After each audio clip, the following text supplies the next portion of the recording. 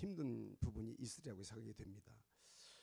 오늘은 어제는 성탄 5 임마누엘의 하나님이라는 주제로 말씀을 전했으면 오늘은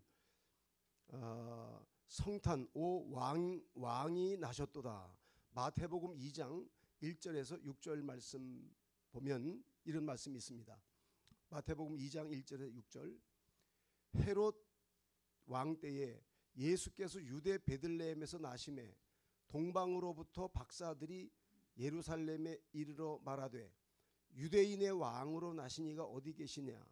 우리가 동방에서 그의 별을 보고 그에게 경배하러 왔노라 하니 헤롯 왕과 온 예루살렘이 듣고 소동한지라.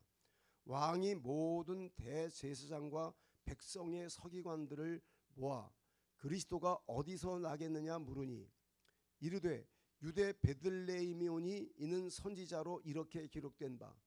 또 유대 땅 베들레헴아 너는 유대 고을 중에서 가장 작지 아니하도다. 네게서 한 다스리는 자가 나와서 내 백성 이스라엘의 목자가 되리라 하였음이니이다. 아멘.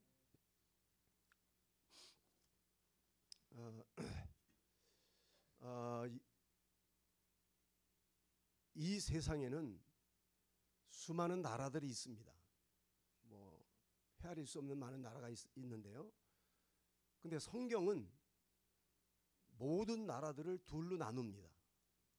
두 나라밖에 없습니다. 하나는 세상 나라가 있고 하나는 하나님의 나라가 있습니다. 두 나라 외에는 존재하지 않아요. 세상 나라는 그 기본이 자중심적이고 하나님의 나라는 철저히 하나님의 말씀에 기초해 있습니다.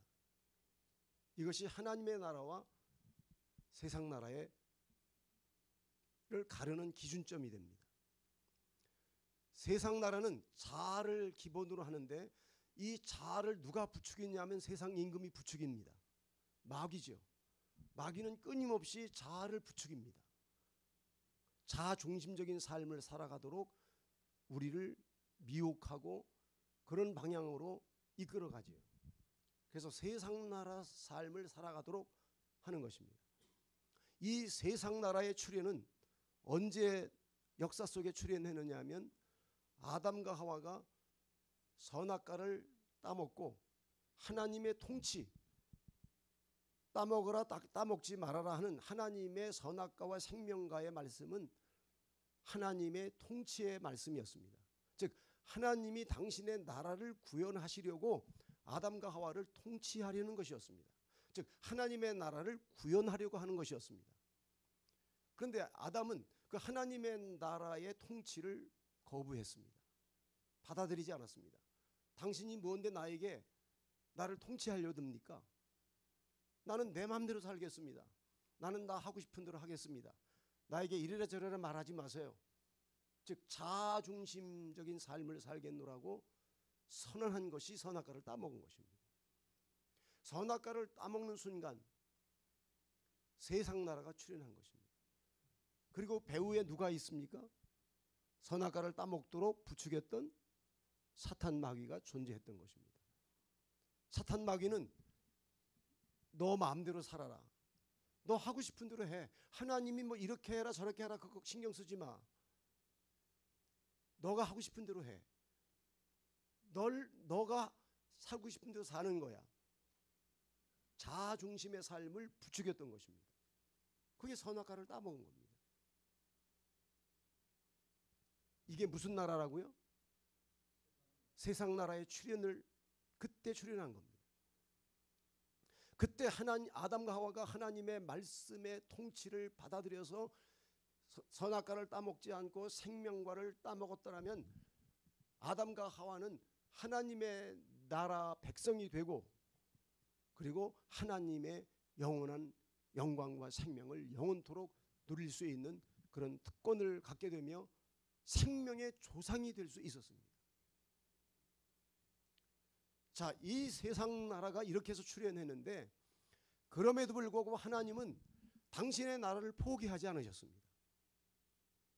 하나님이 아브라함을 선택해서 한 나라를 구상하셨습니다.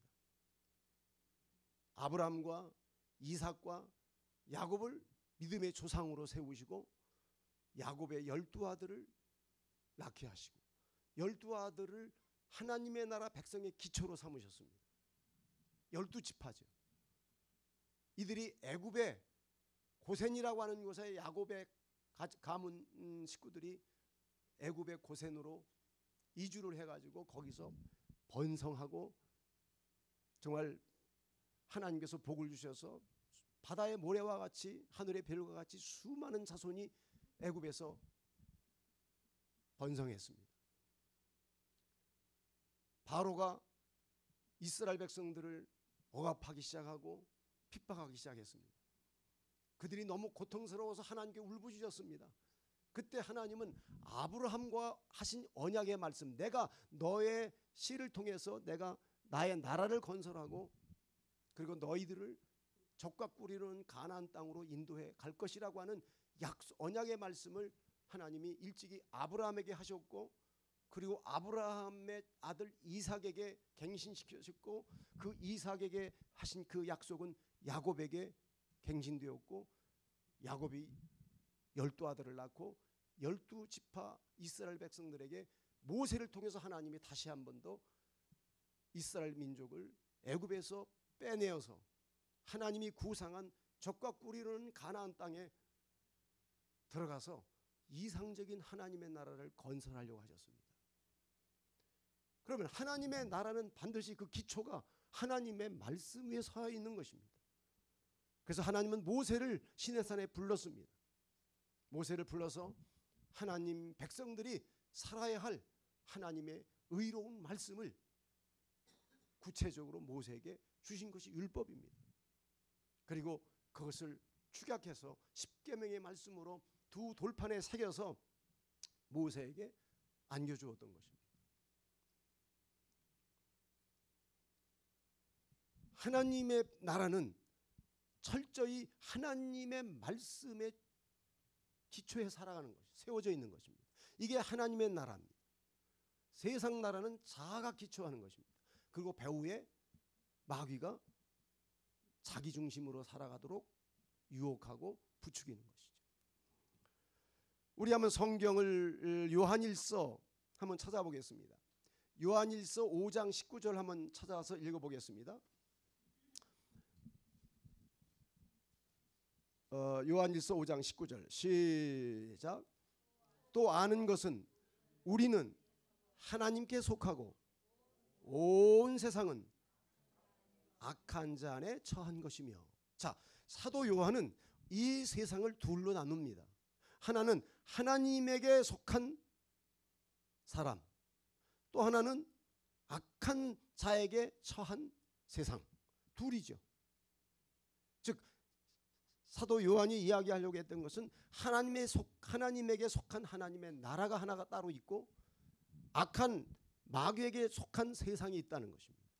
두 개밖에 없는 거예요. 미국도 있고 소련도 있고 뭐 수많은 나라가 존재하지만 그 본질을 따져보면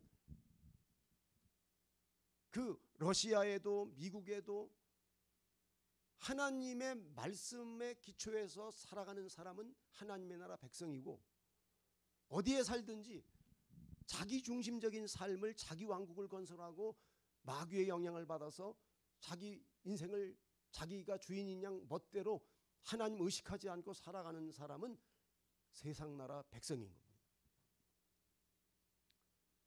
근데 예수님은 하나님의 나라를 하나님이 에덴 동산의 아담과 하와를 통해서 구현하려고 했지만 실패로 돌아가고 하나님은 그걸 포기하지 않으시고 아브라함을 선택해서 이삭과 야곱과 12아들을 낳게 하시고 그들을 통해서 젖과 꿀이 흐르는 가나안 땅에 들어가게 해서 하나님이 의로운 율법의 말씀을 모세에게 주어서 너희들은 나의 백성이니 거룩하게 살고 내 말씀에 기초해서 살아라.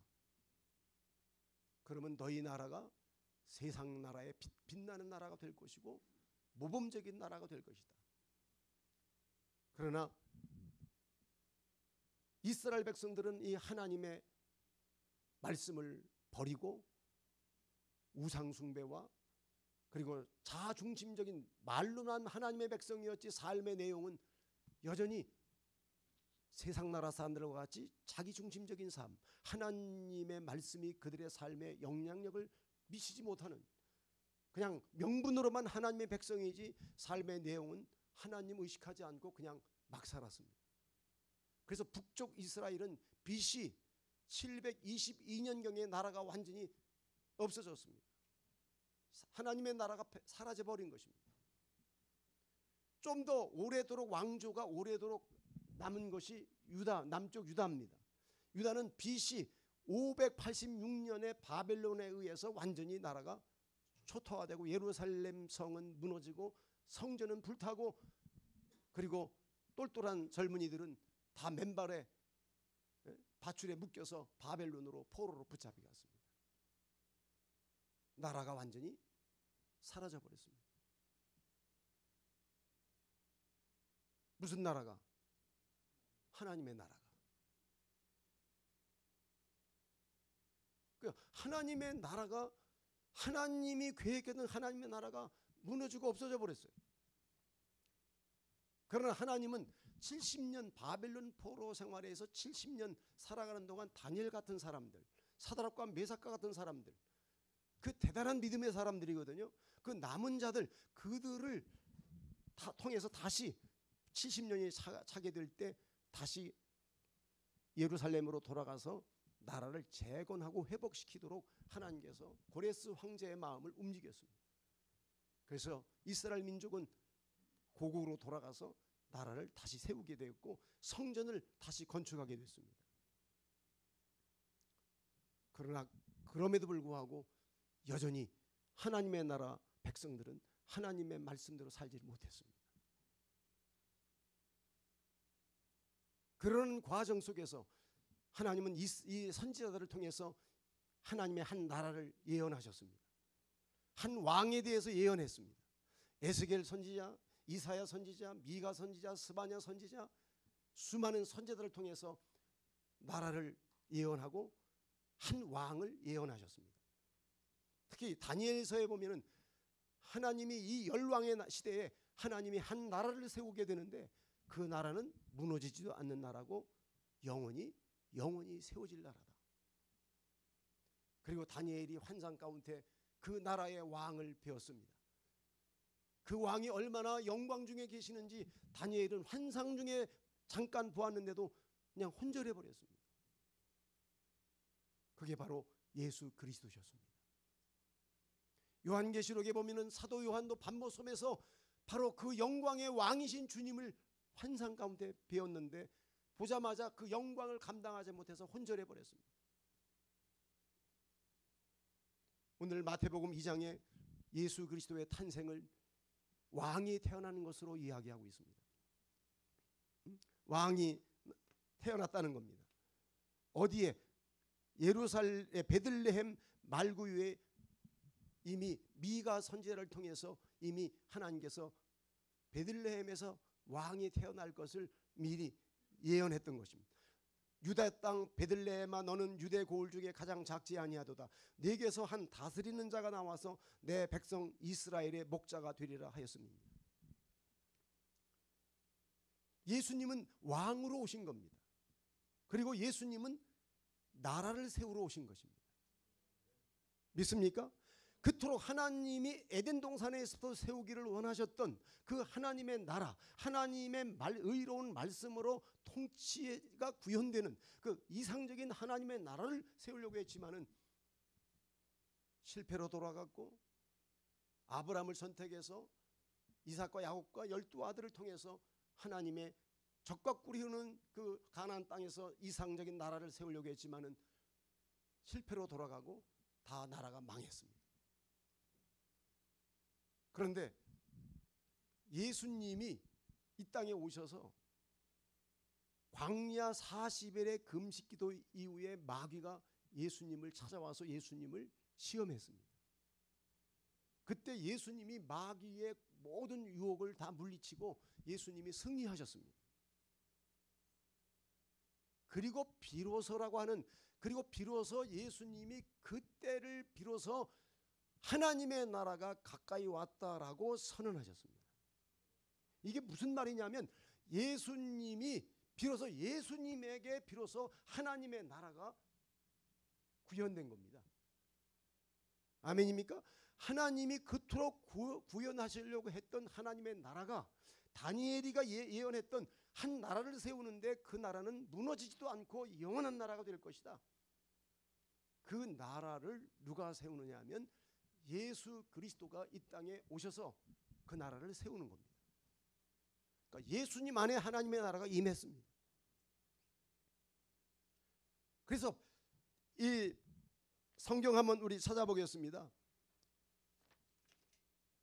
우리 마태복음에 보면 마태복음 제 4장 한번 보겠습니다. 4장 그 광야의 시험이 나오잖아요. 그리고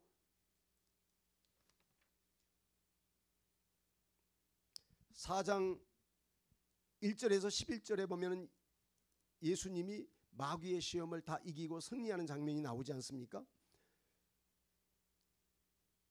그 다음에 예수님이 비로소 천국 말씀을 증거하는 말씀이 몇 절이 나오죠? 7절 한번 읽어주세요.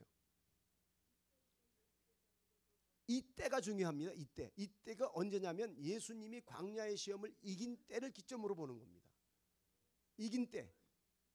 그 이긴 때를 기점으로 보고 마귀의 시험에서 마귀를 완전히 통제하신 그 통쾌한 승리를 이룬 그 시간을 기점으로 하는 겁니다. 이때를 그 다음에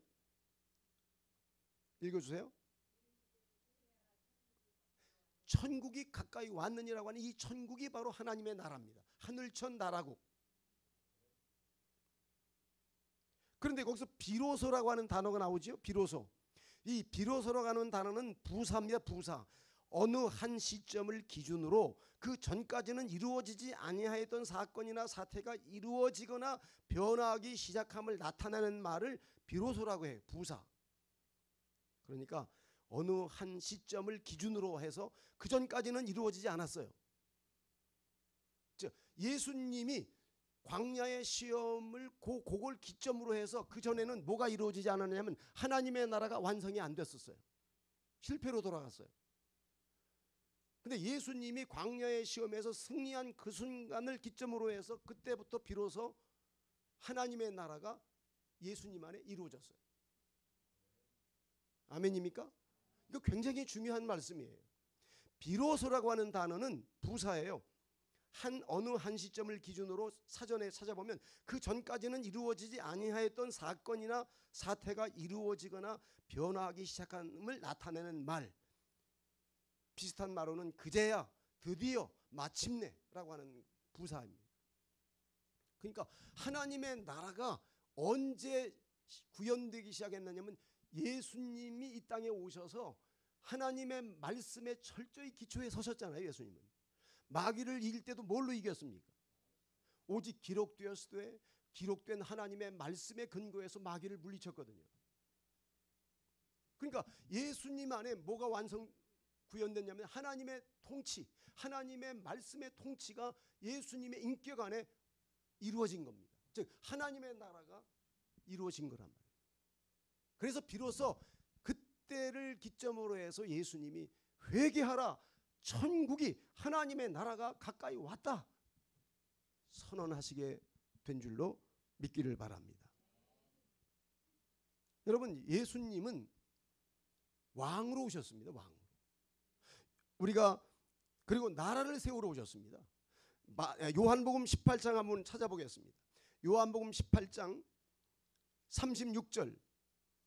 빌라도 앞에서 예수님이 신문을 받으실 때, 재판 받으실 때 중요한 말씀을 하셨어요. 요한복음 18장 36절 시작. 예수께서 대답하시되 내 나라는 이 세상에 속한 것이 아니. 자, 예수님에게는 뭐가 있습니까? 나라가 있습니다. 내 나라. 내 나라는 있는데 이 세상에 속한 건 아니라는 거죠.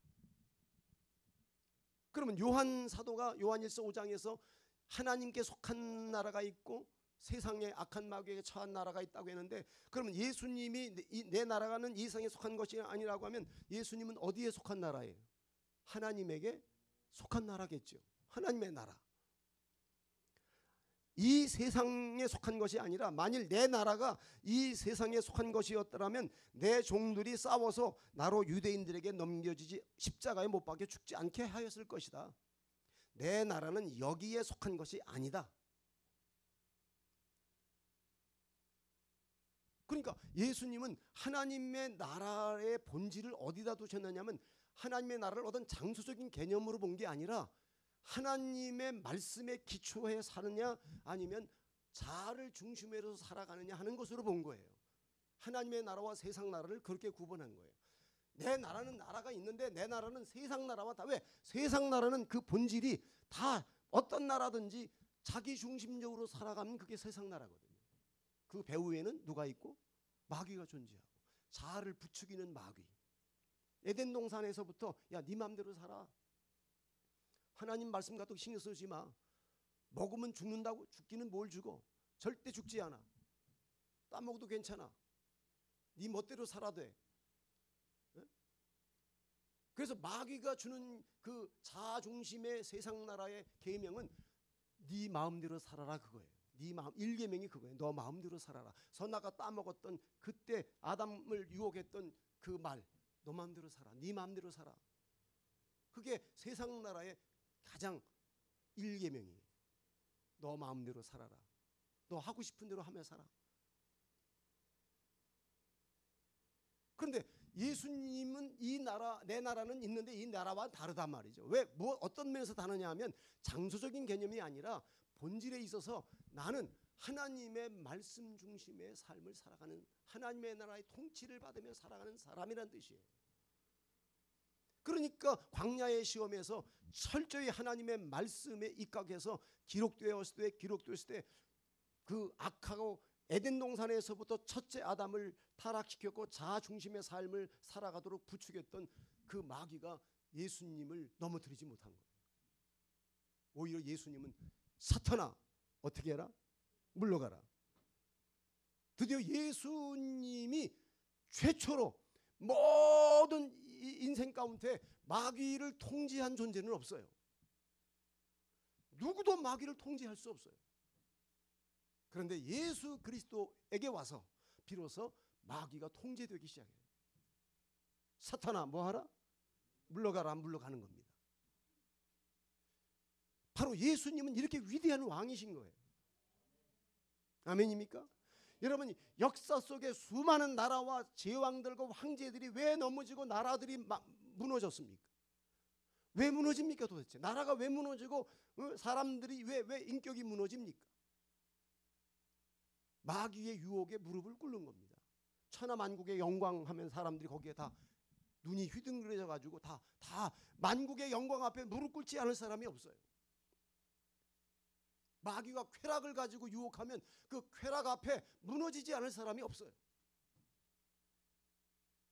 다 마귀에게 무릎 꿇습니다. 나에게 쾌락만 주기만 한다면 마귀에게 언제든지 무릎을 꿇습니다. 나에게 돈을 주기만 한다면, 나에게 성공을 주기만 한다면 언제든지 우리는 마귀에게 무릎을 꿇습니다. 인간은. 그런데 예수 그리스도에게는 이게 통하지 않습니다. 절대 통하지 않아요. 그래서 예수 그리스도가 그렇게 악한 마귀가 너 중심으로 살아가라고 계속해서 3번씩이나 유혹하고 예수님을 넘어뜨리려고 했지만은, 다시 말하면 예수님을 조종하고 통제하려고 드는 겁니다. 다시 말하면 세상 나라 임금이 마귀거든요. 세상 나라에 예수님을 한 사람으로 보는 겁니다. 왜? 지금까지 수많은 인생들을 그렇게 자기가 통제해 왔기 때문에 예수님도 세상 나라 백성 한 사람으로 통제하려고 드는 것입니다. 어림없습니다. 예수님은 곧 하나님의 나라 자체이고 하나님의 나라 백성인 것입니다. 그리고 그 나라의 왕인 것입니다.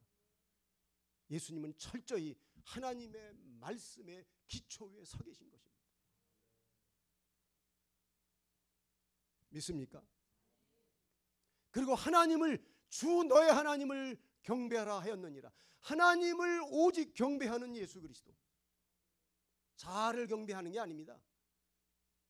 세상 나라는 자아를 경배합니다. 자기를 사랑합니다. 자기가 중심입니다. 누가 나를 어떻게 해보세요? 못 베깁니다. 자아 중심으로 돌아갑니다. 자아 중심적으로 생각합니다. 그러나 예수님에게 임한 하나님의 나라는 자기 중심이 아닙니다. 예수님이 제자들에게 기도를 가르쳐 주실 때 하늘에 계신 우리 아버지 이름이 거룩히 여김을 받으시오며 나라에 임하옵시며 뜻이 하늘에서 이루어진 것 같이 땅에서도 이루어져. 예수님은 자기의 뜻을 이루기 위해서 존재하는 게 아니에요. 오직 누구의 뜻? 하나님의 뜻을 위해서 기도하시는 거예요. 즉 하나님의 중심에 서 계시는 거예요. 내 뜻을 이루기 위해서 몸부림치는 게 아니에요. 내 뜻을 이루는 삶은 세상 나라의 본질이에요.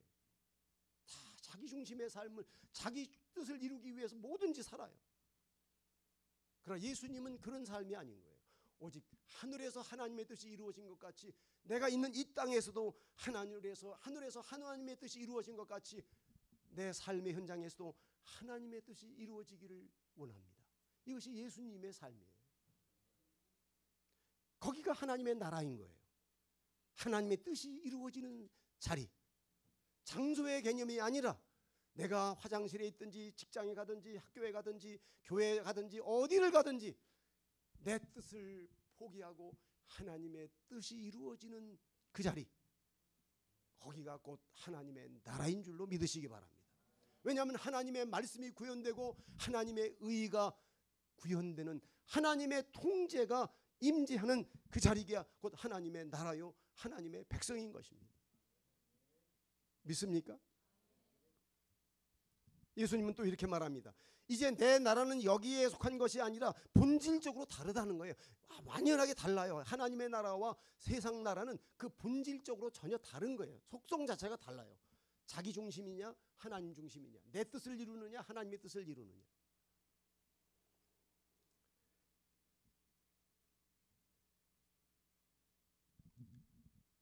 그러니까 빌라도가 그럼 네가 나라가 있다고 그러는데 그럼 나라가 있다는 말은 네가 나라 왕이냐 그 말. 너에게 나라가 있다고 그러니까 그럼 너가 왕이냐 그랬어. 그래 나는 왕이다. 읽어주세요. 4절. 몇 절입니까? 예, 37절 시작. 빌라도가 이르되 그러면 네가 왕이 아니냐? 예수께서 대답하시되 네 말과 같이 내가 왕이다. 내가 이를 위하여 왕이 되기 위해서 태어났으며 이를 위하여 그래 나는 이것 때문에 세상에 왔다. 나는 이것 때문에 세상에 태어난 것이고 이것 때문에 왔다. 자, 예수님은 누구라고요? 왕이신 거예요. 근데 예수님은 하나님 나라의 왕인데 예수님이 왕인데 하나님의 나라는 왕은 누구예요?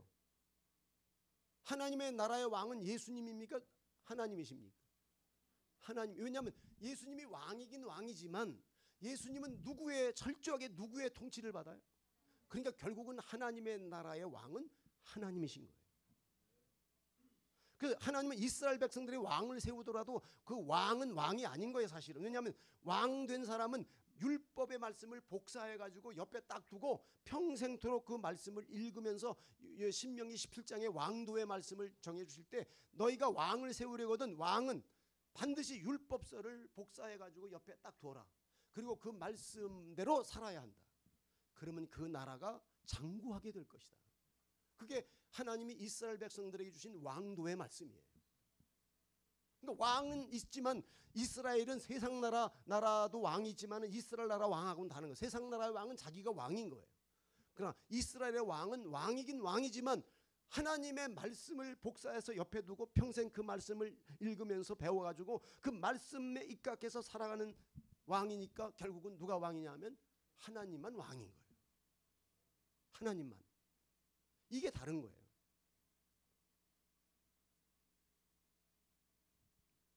여러분 예수님은 위대한 왕이신 겁니다. 여러분 세상에 수많은 나라가 세워졌고 나라가 무너지기도 하고 그랬잖아요. 다니엘서에 보면은 막 나라 제국들이 세워졌다가는 망하고 세워졌다 망하고 다니엘은 여러 제국을 거치면서 그가 바벨론 포로 생활을 했는데 나라의 그 황제들이 나중에는 하나님이 황제들을 환상 가운데 뭘로 보여주시냐면 짐승으로 보여주잖아요. 짐승. 왜냐하면 그 제국들이 황제라고 하는 존재들이 다 짐승인 거예요. 짐승. 왜냐하면 그들의 배후에는 누가 존재하냐면 마귀가 존재하는 겁니다. 그들은 모두가 다 자기중심적인 사람들이고 탐욕적인 사람들이고 하나님 같은 건 신경 쓰지도 않고 오직 자기가 황제라고 심지어 자기가 신이라고까지도 백성들에게 자기를 숭배하라고 하는 그런 사람들이었어요. 교만하고 탐욕스럽고 잔인하고 무지한 짐승들. 그래서 그 짐승으로 하나님이 제국의 황제들을 다니엘에게 보여주지 않았습니까? 그리고 위대하신 예수 그리스도의 환상을 보면서 다니엘이가 그 다니엘이가 본 그 예수님은 정말 감히 쳐다볼 수 없어서 그냥 보는 순간에 그냥 혼절해 버렸어요. 근데 그 황제들이 제국이 왜 무너지느냐면 황제들이 마귀의 유혹 앞에 다 넘어지는 거예요. 마귀의 유혹 앞에. 여러분 역사의 황제들이나 왕들을 보세요. 다 타락된 삶을 거의 살아가잖아요. 나중에 그 타락되다 제명이 못 살아요. 다. 우리나라 왕들만 하더라도 평균 수명이 50을 못 넘겨요. 너무 많이 먹어가지고 당뇨로 죽고 또 부하들에게 살해를 당하기도 하고 그리고 여자와 술에 몸이 남아나질 않아요. 우리나라 의자왕 같은 사람은 궁녀를 3,000명이나 두었다고 하잖아요. 황제들이 되면은요 여자들을 진시황 같은 사람, 중국의 통일한 진시황제 같은 사람은 말할 것도 없어요. 황제들이라고 하는 그 사람들을 추적해 보면 그들의 삶이 얼마나 난잡하고 얼마나 쾌락주의의 삶을 살아가는지 상상을 못합니다. 로마의 황제들 말로 다 표현할 수가 없을 정도입니다. 이 사람들이 왜 이렇게 무너지고 인격적으로 왜 이렇게 망가졌습니까? 누구에게 무릎을 꿇는 겁니까? 마귀의 유혹 앞에 천하만국의 영광을 주기만 하고 쾌락을 주기만 한다면 못할 일이 없는 거예요. 다 무릎을 꿇는 거예요. 그러니까 결국은 모든 제국과 황제들은 결국 부도덕하기 때문에 망하는 거예요. 나라가 그것 때문에 쓰러지고 무너지는 거예요. 우리나라 축구 선수 요즘 누굽니까? 네? 이름 아주 또 유명한 선수 하나 요즘 구설수에 올라 있잖아요. 네? 자기 황의조 선수가 지금 감옥에 가게 생겼어요. 그 인기와 명예는 이제 다 추락해 버렸어요. 자기 누굽니까? 형수하고의 어떤 불미스러운 일들이 드러나게 되고 여러 여자들과 잠자리를 같이 한 동영상을 찍어가지고 그런 것들이 세상에 노출되기 시작하고 한순간에 한 인간이 무너지는 거죠. 이제는 그 명예가 이제 땅에 떨어진 거죠. 어떻게 그 명예를 회복할 길이 없잖아. 이제는 황의조 하면 그래도 우리나라의 축구 잘하는 국가 대표 선수. 그러나 이제는 그 이미지는 완전히 땅에 술취하고 말았어요. 뭐 때문에 인간이 이렇게 무너집니까? 쾌락 앞에 무너지는 겁니다. 누가 그 사람을 그 쾌락 자아의 그 쾌락 중심으로 살아가도록 누가 부추겼습니까? 마귀입니다. 자아 중심의 삶을 살아가도록 괜찮아 너 그렇게 살아도 괜찮을 거야. 에덴 동산에서부터 악한 마귀가 아담에게 너 따먹어도 괜찮아 안 죽어 절대 무슨 일이 없을 거야 라고 했던 마귀는 지금도 존재하는 겁니다. 여러분 예수님은 우리가 위대한 왕으로 봐야 돼요. 예수님의 위대한 왕이냐면요 예수님은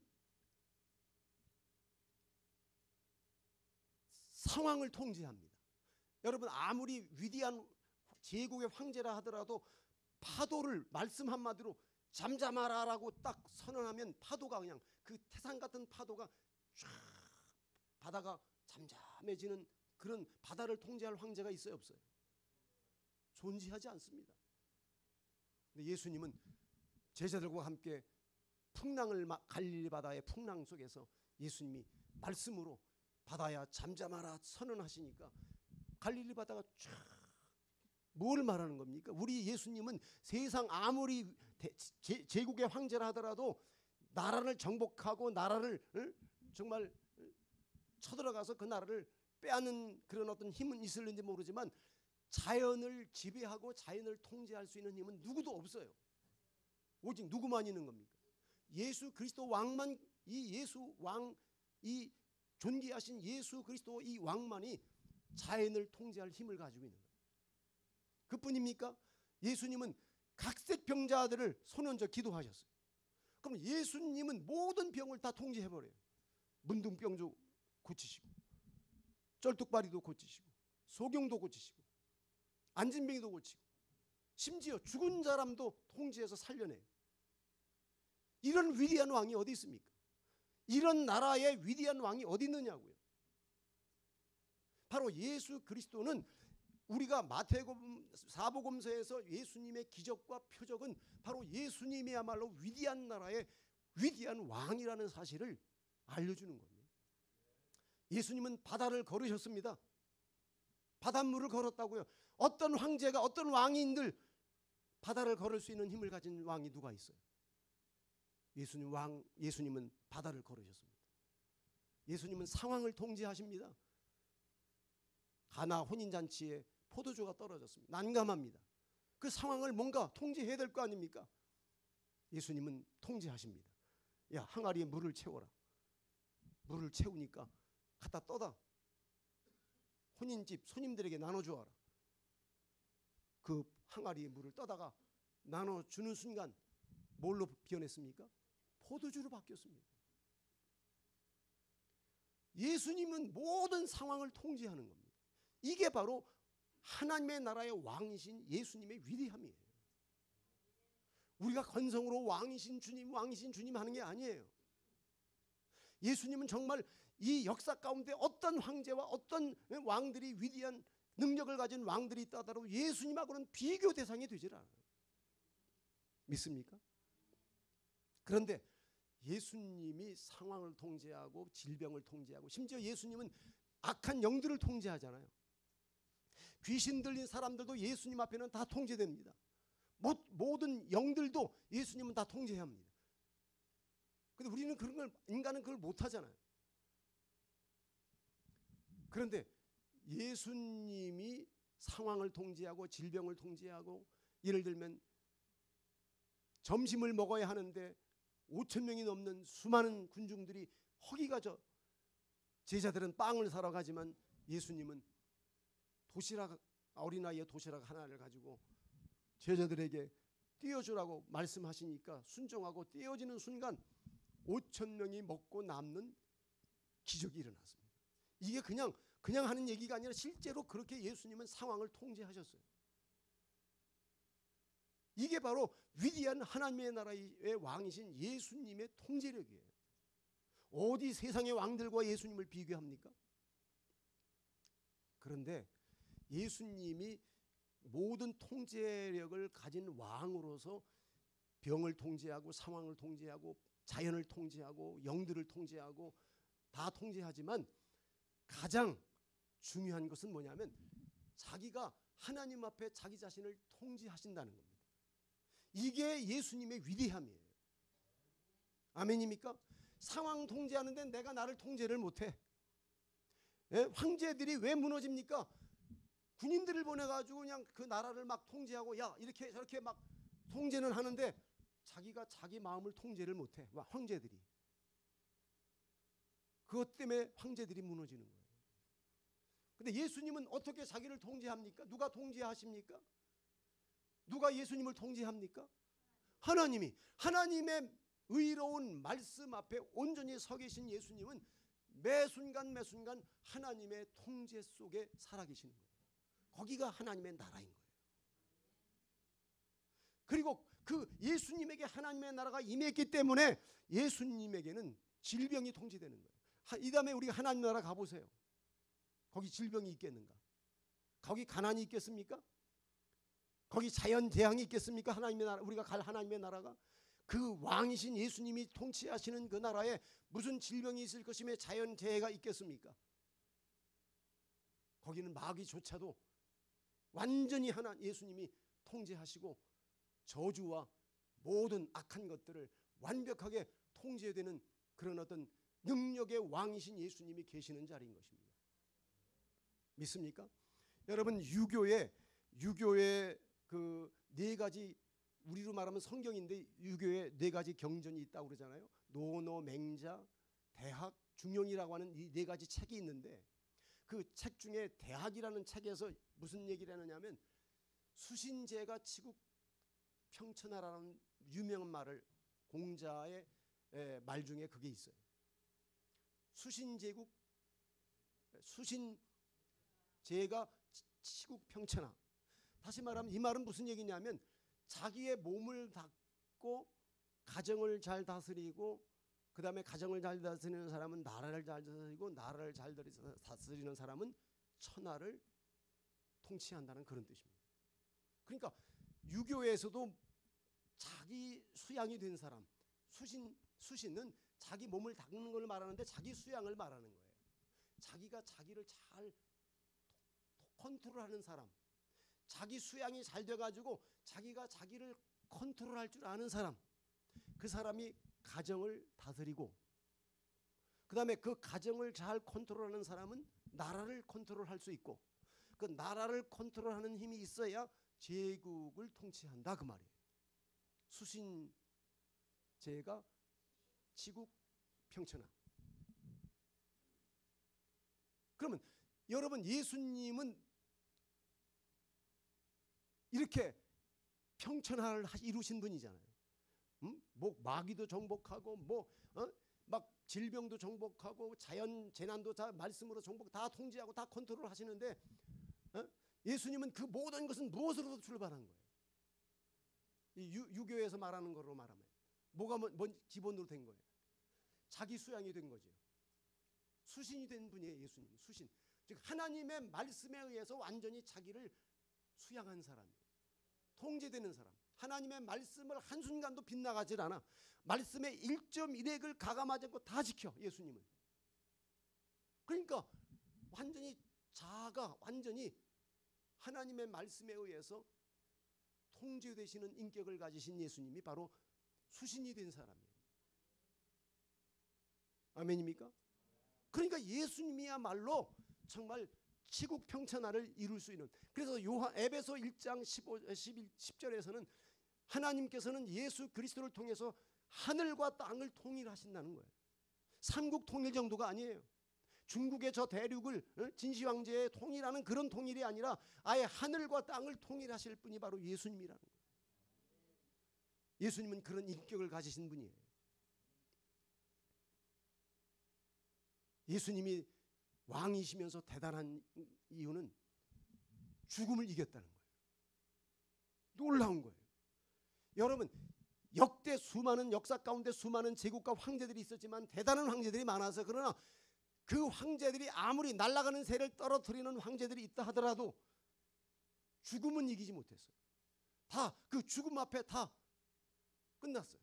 죽기 싫어가지고 진시황제 같은 사람은 황제인데 이 영광을 영원히 누리지 못하는 게 안타까워가지고 진시황제는 사람들을 동원해가지고 불로초를 구하려고 우리나라 제주도까지 사람들을 보냈다며. 죽는 게 억울한 거예요. 그 권세를 누려야 되는데. 그러나 안 죽습니까? 나중에는 막 수은 같은 거 뭐 그걸 안 죽는다고 해가지고 은을 막 섭취했다고 그래. 은 중독으로 죽는 거예요, 사람들이. 수은. 그래서 진시 황제의 그 무덤에 가면 수은으로 얼마나 그 땅이 오염되는지 모른다는 거예요. 오래 살려고 그게 막 수은을 섭취하면 오래 산다고 하는 그것 때문에 황제들이 수은을 섭취해가지고 죽었어요. 여러분, 예수님은 죽은 지 3일 만에 뭐 하셨어요? 살아나셨어요. 여러분, 예수의 위대함은 바로 죽음을 이겼다는 거예요. 아멘입니까? 우리의 왕이신 예수님은 예수님 때 비로소 사망의 권세가 예수님이 통제해버렸어요. 사망아 물러가. 사망이 예수님을 죽였지만 예수님을 영원히 묶어두지를 못했어요. 비켜. 사망아 내가 쏘는 것이 무엇이냐? 사망아 내가 이기는 것이 무엇이냐? 고린도전서 15장에 사도 바울이 부활장에서 이야기한 것과 같이 예수님은 사망을 물리치시고 영원히, 사망이 영원히 예수님을 죽일 수 없는 영원한 부활의 생명체로 3일 만에 살아나게 되신 줄로 믿기를 바랍니다. 할렐루야. 여러분, 우리가 왕이신 예수님을 찬양할 때 이런 것들을 염두에 두고 찬양하는 겁니다. 예수님이야말로 얼마나 진정한 왕이시로구나. 이분만이 왕 중에 왕이구나. 이분의 나라의 백성이 되는 것이 얼마나 명예로운 것이며 얼마나 소망이 있는 것인지, 우리가 늘 그분의 나라와 그분의 통치를, 그분의 인격을 우리가 정말 존귀하게 여기는 우리 목자교회 성도들 되기를 주님의 이름으로 축원합니다. 말씀을 마치면서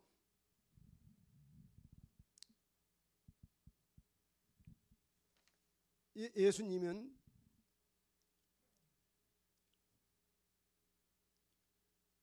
로마서 14장에 보면은 사도 바울이 우리 중에 누구든지 자기를 위하여 사는 자가 없고 자기를 위하여 죽는 자도 없도다. 우리가 살아도 주를 위하여 살고 죽어도 주를 위하여 죽나니 그러므로 사나 죽으나 우리가 주의 것이로다. 이를 위하여 그리스도께서 죽었다가 다시 살으시니 곧 죽은 자와 산 자의 주가 되려 하십니다. 여러분, 여러분들은 하나님의 나라 백성이 맞습니까? 예수님을 왕으로 인정하십니까? 교회를 다니는 것뿐만 아니라 정말 예수 그리스도가 여러분의 주님이냐 말이에요. 살아도 내 주님을 위해 살고, 여러분 예수님이 지금 제가 계속 말씀했던 것 같이 예수님이 그런 위대한 왕이 맞다고 믿는다면 우리는 누구를 위해 살아야 되겠습니까? 예수님을 당연히 위해 살아야죠. 우리가 얘기한 그 예수님이 왕으로 그 나라와 그분이 정말 위대한 왕이 맞다면 살아도 그분을 위해 살아야 돼요. 죽어도 그분을 위해 죽고 그래야 되지. 먹어도 그 위대하신 주님을 위해 먹고. 우리의 목적은 바로 그 위대하신 주님의 나라와 그 주님의 왕권, 그것을 우리가 가장 소망하고 그것을 우리가 가장 귀하게 여겨서 우리들도 예수님과 같이 자중심의 삶을 벗어나서 오직 예수님에게 배워야 할 하나님의 말씀의 중심의 삶, 내 감정, 내 생각, 내 고집, 나의 어떤 자존감, 나의 자존심, 나의 체면, 내 얼굴, 이런 것들을 중요시 여기기보다 하나님의 뜻을 중요시 여기고, 믿습니까? 하나님의 뜻을 이루도록 하기 위하여 예수님이 누구든지 나를 따라오려거든 날마다 자기를 부인하고 자기 십자가를 지라고 한 것과 같이 하나님 앞에서 자기를 부인할 줄 아는 사람, 하나님 앞에서 자기를 부인하고 하나님이 내게 지라고 하는 부끄러운 십자가, 수치스러운 십자가, 침뱉음의 십자가, 그 고통스러운 십자가까지라도 하나님이 지라 하시면 그것까지라도 아멘으로 순종하여 지고 침뱉음 당하고 수치를 받아들이고 옷벗김을 받아들이고 뺨을 맞음을 받아들이고 이 모든 굴욕과 수치와 수모를 감내할 줄 아는, 갈라디아에서 사도 바울이 말한 것과 같이 그리스도 예수의 사람들은 정과 욕심을 십자가에 못 박았느니라 한 것과 같이 우리의 정과 욕심을 예수님과 같이 십자가에다가 못을 박을 줄 아는,